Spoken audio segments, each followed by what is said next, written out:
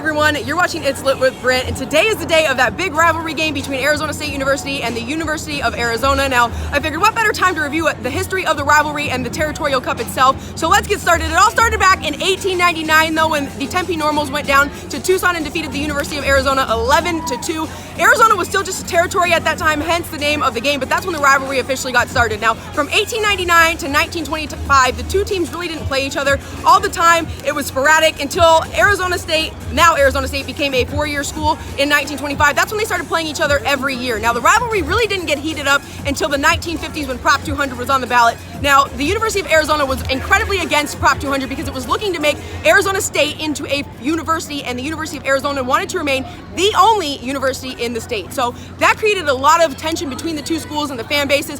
Some of them even actually went as far as to break into this Sun Devil Stadium right after it was built and burn No on 200 on the field. So it really created a lot of tension between the two fan bases. However, Arizona State was really able to put a fork in it then when they defeated the University of Arizona 47-0 that year and won on Prop 200 and thus became Arizona State University as we are today. However, a less talked about game actually happened in 1968 when whoever won that game was actually supposed to go on to play in the Sun Bowl. However, Arizona's coach at that time said if his team did not get to play in the Sun Bowl, regardless of who won that game, that he was not going to play in the Sun Bowl at all. So they let Arizona go on to play in the Sun Bowl, even though they lost. Arizona State defeated them here in 1968, and they went on to lose to Auburn in the Sun Bowl that year. But that's a game that's also not talked about very much. It actually came down to be talked about the Ultimatum Bowl is what they're calling it, but that's a game that doesn't get talked about very frequently. Now, overall, U of A owns the series 49, 42, and 1, but since Arizona State became an official university, they actually own the series 34, 26, and 1, so keep that in mind. But it's an interesting fact